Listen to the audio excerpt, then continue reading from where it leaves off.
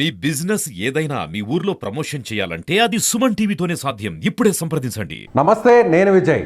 ఎడారికి వెళ్తూ అంటే ఎడారి ప్రాంతాలు గల్ఫ్ దేశాలకు వెళుతూ అక్కడ మోసపోతున్నటువంటి బాధితుల ఉదంతాలు రోజుకొకటి బయటకు వస్తున్నాయి. తాజాగా ఇప్పుడు ఖతార్కి వెళ్తున్నటువంటి ఒక వ్యక్తిని ఖతార్కి కాకుండా సౌదీ అరేబియా ప్రాంతానికి తీసుకువెళ్ళి అక్కడ ఎడారిలో పశువుల కాపరిగా మార్చినటువంటి ఉదంతం ఇప్పుడు వెలుగులోకి వచ్చింది. తను కూడా ఒక సెల్ఫీ వీడియో తీసుకొని ఒక పోస్ట్ చేశారు, ఆ వీడియోని పోస్ట్ చేశారు. దానిపై కూడా తాజాగా లోకేష్ స్పందించారు.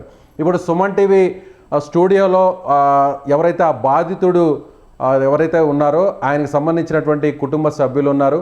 ప్రస్తుతం బాధితుడు కూడా మనతో పాటు ఎక్స్క్లూజివ్గా వీడియో కాల్లో అక్కడి నుంచి సౌదీ అరేబియా ఎడారి ప్రాంతం నుంచి మనతో మాట్లాడుతున్నారు. ప్రస్తుతం అతనితో మాట్లాడే ప్రయత్నం చేద్దాం. వీరేంద్ర కదండి మీ పేరు? సార్ మేము పడుకునేది ఎక్కడ సార్? ఏంటంటే సార్, ఈ ఒంట్లకి పెట్టే గడ్డి సార్ ఇది. ఓకే, ఒంట్లకి పెట్టే గడ్డి మేము ఎలా పరుచుకుని దీని మీద బెడ్షీట్ ఏదో వేసుకుని పడుకుంటాం సార్. ఇది అంటే మీకు అక్కడ పడుకోవడానికి కనీసం మంచం లాంటిది కూడా ఏముండదండి? ఏముండదు సార్, ఏముండవు సార్. ఓకే, ఇప్పుడు ఆ గడ్డి మీదే మీరు పడుకోవాలి. ఒంటెలకు వేసేటువంటి గడ్డి అది, అంతేనా? అవును సార్, అవును సార్. ఓకే, చెప్పండి సార్. ఇది వచ్చేసి కిచెన్ సార్. ఇది కిచెన్, వంట అవి చేస్తారు సార్. అక్కడ ఒక రూమ్ లాగుంది, అంటే ఒక కంటైనర్ లాగుంది. ఆ కంటైనర్లోనే మీరు ఉంటారు. అవును సార్, అంటే కిచెన్ సార్. ఉండడానికి ఏముండదు. ఓకే ఓకే, కిచెన్ అది, వంటగది అంతే సార్. అది ఓకే. ఇదంతా ఎడారేనండి. మీ చుట్టుపక్కల ప్రాంతాన్ని ఒకసారి వీడియో తీసి చూపించగలుగుతారా? మీ చుట్టుపక్కల ఏమేమి ఉన్నాయో ఒకసారి చూపించగలుగుతారా? సో మనం ప్రస్తుతం ఈ వీడియోని వీరేంద్రతో నేరుగా సౌదీ అరేబియా నుంచి నేరుగా ఎక్స్క్లూజివ్గా సుమన్ టీవీ అక్కడ ఉన్నటువంటి ఆ దృశ్యాలని, అక్కడ ఉన్నటువంటి వాస్తవ పరిస్థితులను వీరేంద్ర మనకి సుమన్ టీవీకి లైవ్లో అందిస్తున్నారు. మనం ఆ వీడియోని ఎక్స్క్లూజివ్గా చూస్తున్నాం. అక్కడ ఎడారి ప్రాంతం కనిపిస్తుంది. ఎటు చూసినా కూడా ఇసుక దిబ్బలే కనిపిస్తున్నాయి. ఎవరు కూడా మనిషి అనేటువంటి ఆనవాళ్ళు అక్కడ కనిపించడం లేదు. ఏంటంటే అక్కడ దూరంగా కనిపిస్తున్నటువంటి ఏంటది దూరంగా ఉన్నవి? ఒంటెలు. ఓకే, మీకు కనీసం ఒక గూడు లాంటిది ఏముండదా, షెల్టర్ లాంటిది ఏముండదా అండి మీరు అక్కడ ఉండడానికి? అందులోనే ఉండాలి సార్. ఒకవేళ అందులో కాకపోతే ఈ కనబడుతున్నాయి కదా సార్, ఈ కంటైనర్ లో. ఈ కంటైనర్ లో మా ఓనర్స్ వచ్చినప్పుడు లోనకి రానిస్తారు సార్, లేదంటే రానవట్లేదు. మామూలుగా అయితే వాళ్ళు ఉన్నప్పుడు మిమ్మల్ని లోపలికి రానివ్వరు, యజమానులు ఉన్నప్పుడు. అవును సార్. ఒకవేళ లేనప్పుడు, ఒకవేళ వెళ్తే వాళ్ళు చూస్తే మళ్ళీ మమ్మల్ని తిడతారు సార్. ఓకే, వాళ్ళు లేనప్పుడు ఏదన్నా ఉంటే అక్కడ తలదాచుకుంటారు. వాళ్ళు ఉన్నప్పుడు మాత్రం మీరు లోపలికి వెళ్ళడానికి లేదు, బయటే ఉండాలి. అవును సార్. ఒకవేళ వాళ్ళు ఉన్నా లేకపోయినా మేము వెళ్ళామంటే, ఒకవేళ వాళ్ళు లేనప్పుడు మేము వెళ్తే కనుక వాళ్ళు సడన్ గా వచ్చి మమ్మల్ని చూస్తే కనుక వాళ్ళు ఏదో అంటారు సార్. ఓకే, మీరు వీడియోని సెల్ఫీగా ఒకసారి ఆప్షన్ మార్చుకోండి కెమెరాని. ఏంటి అసలు మీ ప్రాబ్లం ఏంటి చెప్పండి వీరేంద్ర గారు, ఏంటి మీ ప్రాబ్లం ఏంటి అసలు? చిన్న ప్రాబ్లం ఏంటంటే సార్, ఇక్కడ ఒంట్ల దగ్గర పడేయారు సార్. తెల్లారుజామున ఇక్కడ 4 గంటలకి లేపుతున్నారు సార్. 4 గంటలకు లేపి 4 గంటల నుంచి ఒంట్ల దగ్గర పడేస్తున్నారు సార్. ఒంట్లకి గడ్డి వేయడం, వాటిని క్లీన్ చేయడం, మొత్తం డస్ట్ అంతా క్లీన్ చేయడం, అంతా క్లీన్ చేస్తున్నారు సార్. టిఫిన్ చేసేసరికి 9-10 అవుతుంది సార్. టిఫిన్ అవి రోటీలు కింద పెడుతున్నారు సార్. అవి వేరే కంట్రీస్ వాళ్ళు. ఓకే, తర్వాత మళ్ళీ టిఫిన్ చేసిన వెంటనే మళ్ళీ వాటర్ తెచ్చుకోవడానికి వెళ్ళాలి సార్. ఇక్కడ నుంచి 10 కిలోమీటర్ దూరం వెళ్ళాలి సార్. ఇక్కడ నుంచి 10 కిలోమీటర్ దూరం వెళ్ళాలి. ఏంటి వాటర్ తీసుకురావడానికే? మీరు అక్కడి నుంచి 10 కిలోమీటర్ల దూరం వెళ్ళి వాటర్ తీసుకురావాలి? అవును సార్. 10 కిలోమీటర్లు, 10 నుంచి 13 కిలోమీటర్ల మధ్యలో ఉంటుంది సార్. ఓకే, అక్కడికి వెళ్ళి వాటర్ తెచ్చుకోవాలి సార్. వాటర్ తెచ్చుకొని అక్కడి నుంచి ఇక్కడికి వచ్చేసరికి ఎలా లేదు 11-12 ఆ టైం అవుతుంది సార్. ఆ టైం అయ్యేలోపు ఒంట్లకి ఏమన్నా ఈ ఫుడ్ ఏమైనా వస్తే, అది దాన గానీ గడ్డి గానీ ఇటువంటి ఏమైనా వస్తే వాటిని మళ్ళీ దింపారు ఎండలోనే సార్. ఎండలోనే ట్రక్కులు వేసుకొస్తారు సార్. ట్రక్కులు వేసుకొచ్చి అక్కడ వెళ్తారు సార్. అవి దింపాలి సార్ మేమే. అది అయిన తర్వాత ఫుడ్ సార్. ఎంత అండి మీకు జీతం ఎంత అని చెప్పారు మీకు అక్కడ? మన ఇండియన్ కరెన్సీలో ఎంత ఉంటుంది? ప్లస్ వస్తుందని చెప్పాడు సార్ నాకు ఏజెంట్. అయితే ఎంత చెప్పారు? ఏజెంట్ కూడా చెప్పాను నన్ను 30+ సార్. 30,000. 30,000. అవును సార్. ఏంటి మీకు అక్కడ ఫస్ట్ ఏం వర్క్ అని చెప్పి తీసుకెళ్లారు అక్కడికి? నాకు ఇంట్లో వర్క్ అని చెప్పారు సార్. ఇంట్లో మంజిలీస్ అని ఉంటదంట సార్, దివాని అని. వాళ్ళు వీక్లీ వారానికి 2-3 సార్లు పార్టీ చేసుకుంటారండి సార్. అక్కడ వాళ్ళ దగ్గర ఉండాలి వాళ్ళకి సార్. అంటే వారానికి అక్కడ ఒకసారి సెలబ్రేట్ చేసుకుంటుంటారు, అందులో అక్కడ ఏదన్నా మీరు అటెండర్ లాగా ఆ వస్తువులు అవి అందించడం కోసం పెట్టుకున్నారు, అంతేనా? తీసుకెళ్లారు. వీరేంద్ర గారు సిగ్నల్ కట్ అవుతుంది. మీరు వీరేంద్ర గారు సిగ్నల్ కట్ అవుతుందండి.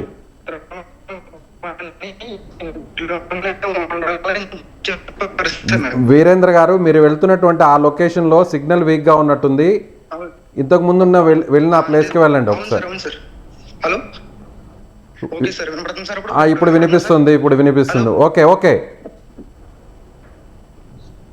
ఓకే సార్, వెళ్తున్నాం. అంటే అక్కడ ఇప్పుడు మీరు ఒంటెలు ఉన్న ప్రాంతానికి వెళ్తున్నారా? అవును సార్, ఒంటెలు ఉన్న ప్రాంతానికి వెళ్తున్నాం సార్. ఒకసారి చూపించండి మీ చుట్టుపక్కల ఉన్న ప్రాంతాన్ని. అంటే ఇప్పుడు మీలాగా ఎంతమంది ఉంటారండి అక్కడ పనిచేసే వాళ్ళు?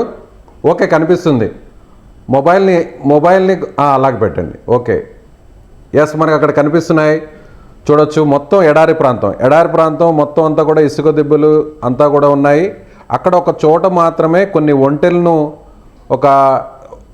ఒక మామూలు షెడ్ కూడా లేదు కనీసం. అక్కడ ఒక కంచె వేస్తున్నారు. ఆ కంచె మధ్యలో ఒంటెలు ఉన్నాయి. ఆ ఒంటెలకు పక్కనే మనకు కొన్ని వెహికల్స్ కూడా కనిపిస్తున్నాయి. సుమారు ఎన్ని ఒంటెలు ఉంటాయండి సార్? ఇక్కడ 300 పైనే ఉంటాయంట సార్. ఆ 300 ఒంటెలకు మీరే వాటికి ఆహారం తినిపించడం, మంచినీళ్ళు ఇవ్వడం, వీటికి సంబంధించినటువంటి అన్నీ కూడా మీరే చూడాలా, అంతేనా? అవును సార్. అంటే కొన్ని కేటగిరీస్ ఉంటాయి సార్. అంటే 200 ఒంట్లు ఇక్కడ ఉన్నాయనుకో సార్, ఇంకో 150 ఒంట్లు అక్కడ ఉంటాయి సార్. ఫుడ్ అవి పెట్టరంట సార్. వాళ్ళని ఓన్లీ ఏంటంటే వాటిని తిప్పాలంట సార్, మొత్తం చుట్టూరు తిప్పాలంటే ఎడారి అంతా వాటి వెనకాల. ఓహో, అంటే వాటిని అలా తిప్పడం కూడా మీరే చేయాలా వాటిని? అలా నన్ను చేయమన్నారు సార్. నేను చేయలేను పని నేను చేస్తా, నేను చచ్చిపోతా, నేను ఏం చేయలేనది అని చెప్పాను సార్. సరే, నువ్వు చెయ్యాలి. నీకు ఒకవేళ ఆరోగ్యం బాగుంటే కనుక పర్లేదు, ఆరోగ్యం బాగోలేదు అన్నావు అంటే కనుక నువ్వు అదే చెయ్యాలి, నిన్ను ఆ పనిలోనే పెడతాను అని చెప్పాడు సార్ మా బాబా గారు. అంటే ఇప్పుడు మీరు అనారోగ్యంగా ఉన్నారని కూడా సెల్ఫీ వీడియోలో చెప్పారు కదా, ఏంటి ప్రాబ్లం ఏమొచ్చింది మీకు హెల్త్ పరంగా? సార్, నేను 10వ తారీఖున వచ్చాను సార్. 11వ తారీఖు నుంచి 11వ తారీఖు నన్ను ఈ ఎడారిలో పడేసారు సార్. ఎడారిలో పడేస్తే నాకు ఎడారిలో పడేసిన మరుసటి రోజు నుంచి నాకు ముక్కులంటే బ్లడ్ వచ్చేయడం, వాటర్ తాగినా వాంతి అయిపోవడం, వాంతితో పాటు బ్లడ్ వచ్చేయడం నోటంట. ఓకే, ముక్కు నుంచి రక్తస్రావం అవుతుంది, అలాగే రక్తపు వాంతులు కూడా అవుతున్నాయి సార్. ఓకే అండి, ఏం తిన్నా ఏం తాగినా వాంతులు అయిపోయాయి సార్. మీరు హెల్త్ బాగాలేదన్న విషయాన్ని మీ ఓనర్ దృష్టికి తీసుకెళ్లారా? తీసుకెళ్ళాను సార్, చెప్పాను సార్. నేను అక్కడికి చాలా వేడుకున్నాను సార్. నేను ఏమంటారు ఆయన? అయినా కానీ ఏమనలేదు, అసలు ఏం మాట్లాడలేదు సార్. ఫస్ట్ బాబా దగ్గర తీసుకెళ్ళాడు సార్. ఫస్ట్ బాబా నన్ను తీసుకొచ్చాడు కదా సార్. ఫస్ట్ ఆడు నాతో పాటు తీసుకెళ్లి సౌదీకి హాస్పిటల్ తీసుకెళ్లారు సార్. నన్ను కూడా చూపిస్తాడేమో, నన్ను కూడా చెకప్ చేస్తాడేమో అనుకున్నాను. ఓకే, మీరు కెమెరాని మీ వైపు పెట్టుకోరా, ఆప్షన్ మార్చుకోండి, ఫ్రంట్ కెమెరా ఆన్ చేయండి. చెప్పండి సార్. నన్ను కూడా తీసుకెళ్తారేమో అనుకున్నాను సార్ నేను. కాకపోతే నాతో పాటు తీసుకెళ్ళిన వాడికి హెల్త్ కార్డు అనేది ఉన్నదండి సార్ ఇక్కడది. నాకు లేదని నాకు చెకప్ చేయించలేదు సార్. వాడికి చెకప్ చేయించి తీసుకొచ్చేసాడు సార్ మళ్ళీ. ఇప్పుడు కనీసం మీకు మెడిసిన్స్ లాంటిది కూడా ఇవ్వలేదా? ఇవ్వలేదు సార్ నాకు. అవును, మరి మీరు గట్టిగా వీరేంద్ర గారు, ఇప్పుడు మీకు మెడిసిన్ ఇవ్వలేదు, సక్రమంగా మీకు ఒక పని అని చెప్పారు, అక్కడ వాళ్ళకి సంబంధించిన ఇంట్లో ఏదన్నా పార్టీస్ అవి చేసుకుంటుంటే అక్కడ మీరు వాటికి ఏదైనా ఒక వస్తువులు అందించడం, అటెండర్గా ఉండడం కోసం, మీరు అసిస్టెంట్గా ఉండడం కోసం వెళ్ళారంటున్నారు. తీరా ఇక్కడ ఎడారిలో తీసుకొచ్చి మిమ్మల్ని ఒంటెలు మేపడం కోసం అక్కడ ఉంచారంటున్నారు. సరైనటువంటి ఫుడ్ కూడా లేదు అంటున్నారు, ఫెసిలిటీస్ లేవంటున్నారు. మరి గట్టిగా మీరు నిలదీయకపోయారా, ఎందుకు నన్ను ఈ విధంగా ఇబ్బంది పెడుతున్నారని?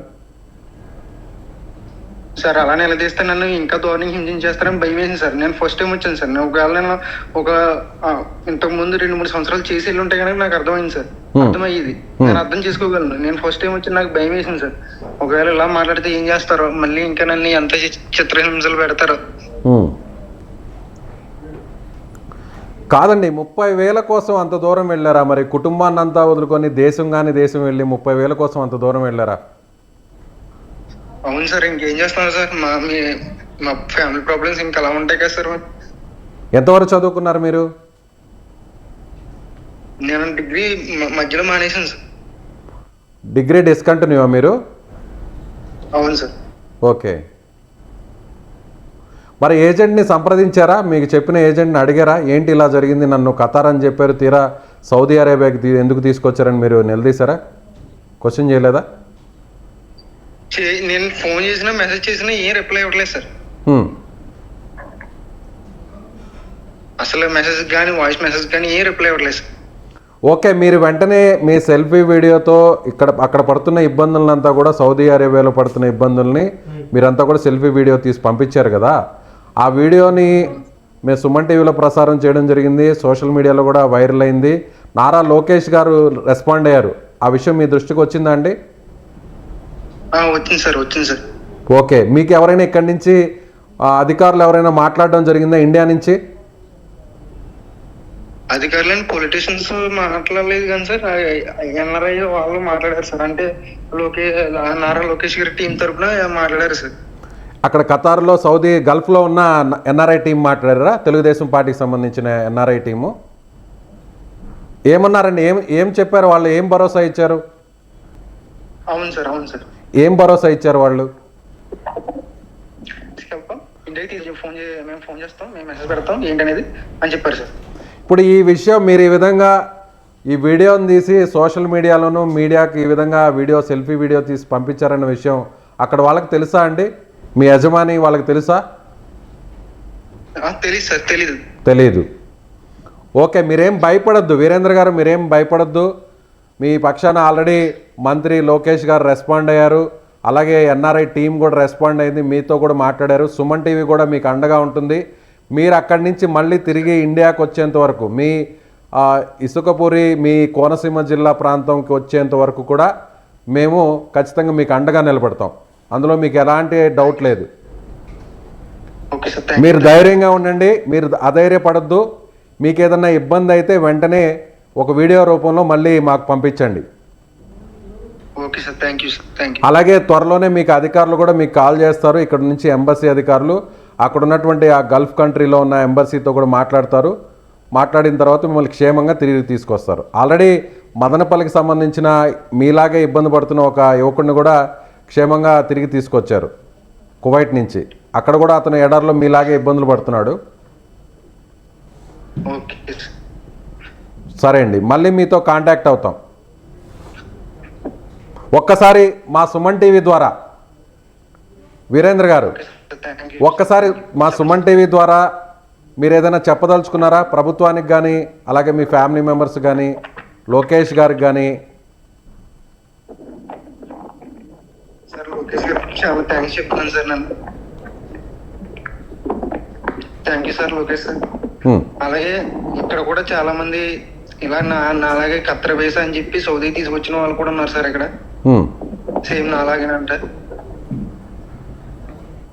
నాది కత్తెర వేసే, కాకపోతే నన్ను సౌదీ తీసుకొచ్చి ఇక్కడ పడేసారు. ఇలాగా నేనేం చేయలేకపోతున్నాను. ఫస్ట్ లో వచ్చినప్పుడు చెప్పారు సార్ నాకు. చెప్పండి. వేరే కంట్రీస్ వాళ్ళమాట. అలాగే సేమ్ నన్ను తీసుకొచ్చిన ఏజెంటే ఇక్కడ ఇంకో ఇద్దరిని కూడా తీసుకొచ్చారు సార్. నన్ను తీసుకొచ్చిన ఏజెంటే సేమ్ కత్తెర వీసా మీద తీసుకొచ్చి సేమ్ ఇదే ప్లేస్ లో పెట్టాడు సార్. ఓకే, ఆ ఏజెంట్ ని ఎలాగైనా శిక్షించాలి సార్. కొంచెం అటువంటి ఏజెంట్లు చాలా మంది ఉన్నారు సార్. ఎక్కడ ఆ ఏజెంట్ పేరండి? ఏజెంట్ పేరండి? హర్షద్ సార్. హర్షద్ సార్. ఎక్కడ అతను? ఇతను హైదరాబాద్ ఓల్డ్ సిటీ అని సార్. Old city. ఓకే, మీరు ఎవరి ద్వారా అతను సంప్రదించారు? అసలు మీకు అక్కడికి వెళ్ళాలనే ఆలోచన ఎలా వచ్చింది? ఎవరు మీకు అక్కడ లీడ్ ఏంటి? సార్ నాకు వెళ్ళాలని ఆలోచన ఇప్పటి నుంచో ఉంది సార్. కాకపోతే నాకు ఇంటి దగ్గర ఒక ఆవిడ వల్ల నాకు వాళ్ళు పరిచయం అయ్యారు సార్. నాకు వాడు ఎంత కట్టారు మీరు వీసా కోసం? ఇప్పటివరకు ఎంత కట్టారు? అక్కడికి వెళ్ళడానికి ఎంత ఖర్చు అయింది? మొత్తం 1,70,000 అయింది సార్. 1,70,000 అయింది సార్. ఓకే, అందులో అతనికి ఏజెంట్కి ఎంత ఇచ్చారు? టికెట్ ఎంత అయింది? అవి ఏమీ తెలియదు సార్. 1,70,000 అయితే అయింది సార్. మొత్తం టికెట్ వీసా అన్ని వాడే పెట్టుకుంటాను అని చెప్పాడు సార్. ఓకే, మళ్ళీ మీరు ఎప్పుడు రిటర్న్ అవ్వాలనుకున్నారు? అక్కడ పనిచేసిన తర్వాత మళ్ళీ ఎప్పుడు రిటర్న్ అవ్వాలనుకున్నారు? ఎంతకాలం అక్కడ వర్క్ చేయాలని అనుకున్నారు? మీకు వీసా ఎప్పటి వరకు వచ్చింది? 5 years వరకు వచ్చింది సార్. కాకపోతే నేను 2 years వరకే చేస్తానని చెప్పాను సార్ నేను. ఓకే, 2 సంవత్సరాల వరకు వర్క్ చేసి మళ్ళీ వచ్చేయాలనుకున్నారు, కానీ వీసా మాత్రం 5 సంవత్సరాల వరకు ఉంది. అవును సార్, అవును సార్. రైట్. మీరు వెళ్ళి కేవలం ఇప్పటికి ఒక 10 రోజులు అవుతుంది, అంతేనా? అవును సార్, అవును సార్. ఇప్పుడు అక్కడ టెంపరేచర్ ఎంత ఉంటుందండి సుమారుగా? ఉష్ణోగ్రత 45 ఉంటుంది సార్. 45 ఉంటుంది. 46 ఉంటుంది. అవును సార్. రాత్రి సమయంలో టైం రాత్రి సమయంలో 38 అలా ఉంటుంది సార్. ఇప్పుడు టైం ఎంత అండి? 10:45 సార్. మార్నింగ్. అవును సార్. మీతో పాటు అక్కడ ఎంతమంది పని చేస్తుంటారు మీతో పాటు? నాతో పాటు ఇంకో 4 ఉన్నారు సార్. ఇంకో 4 ఉన్నారు. వారు కూడా అంతా మన తెలుగు రాష్ట్రాలకు సంబంధించిన వారా, వేరే వాళ్ళ?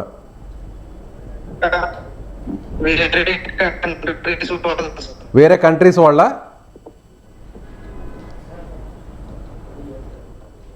వీరేంద్ర గారు, వీరేంద్ర వినిపిస్తుందా నా వాయిస్ మీకు? వినపడుతుంది సార్. అదే వేరే 4 ఉన్నారన్నారు కదా, మీతో పాటు 4రా? మొత్తం 5 మందా? ఒకసారి ఆయన సార్. మీతో పాటు 4 సార్. అవును సార్, 4 సార్. మొత్తం 4 ఉంటారు. అవును సార్. ఒక ఆయన పాకిస్తాన్ సార్, ఒకళ్ళేమో ఇథియోపియా కంట్రీ సంబంధించిన సార్. పాకిస్తాన్ అతను ఒక అతను, ఇంకొక అతను వేరే దేశం అతను. అవును సార్. మన ఇండియాకి సంబంధించిన వాళ్ళు ఎవరు లేరా మీరు ఉంటున్నటువంటి ప్రాంతంలో? ఎవరు లేరు సార్. హైదరాబాద్ కి సంబంధించిన 2 ఉన్నారు సార్. హైదరాబాద్ కి సంబంధించిన వారు 2 ఉన్నారు. ఓకే అండి. వాళ్ళ కూడా మీతో పాటే? తెలుగు రాదు సార్, హిందీ మాత్రమే వచ్చు, తెలుగు రాదు? రాదు సార్. మీకు హిందీ వచ్చా? నాకు కొంచెం వచ్చు సార్, అంతే సార్. ఓకే, మీరు ఇప్పుడు అక్కడ మీరు కన్వే చేయాలంటే, అక్కడ యజమానికి మాట్లాడాలంటే అరబిక్ కదా అక్కడ? ఎలా వారి లాంగ్వేజ్ మీకు అర్థమవుతుందా? ఆయనకి యజమానికి చెప్పారా నేను ఉండలేకపోతున్నాను వెళ్ళిపోతున్నాను నేను చెప్పారా? చెప్పాను సార్. అంటే ఇక్కడ హిందీ వాళ్ళు వచ్చి ఉన్నారు కదా సార్, నేను హిందీ ఇంగ్లీష్ మొత్తం చెప్తుంటే కొంచెం అర్థమవుతుంది సార్. వాళ్ళు అని చెప్తున్నారు సార్, ఎంత బాగుపోయినా ఇక్కడ చేయాలి ఇక్కడ అన్నారు సార్ యజమాని. సరే అండి, ఓకే. సరే వీరేంద్ర గారు, మీరు అధైర్యపడద్దు, ధైర్యంగా ఉండండి. మళ్ళీ మీతో కాంటాక్ట్లో వస్తామండి. Thank you. Okay sir, thank you sir, thank you. So ఇది వీరేంద్ర పడుతున్నటువంటి కష్టాలు. గల్ఫ్ దేశాల్లో నిజంగా పొట్ట చేత పట్టుకొని అక్కడ విదేశాల్లో ఉద్యోగాలు వస్తున్నాయి. అక్కడ ఎవరు ఊహించిన విధంగా అక్కడికి వెళ్ళి విదేశాలకు వెళ్ళి డబ్బులు సంపాదించి ఇంట్లో వాళ్ళని ఆనంద పెట్టాలనేటువంటి ఎన్నో ఆశలతో ఇక్కడి నుంచి వెళ్తున్నటువంటి యువకులు కావచ్చు, యువత కావచ్చు, ఈ విధంగా అష్ట కష్టాలు పడుతున్నారు. ముఖ్యంగా ఏజెంట్ల చేతిలో మోసపోతున్నారు.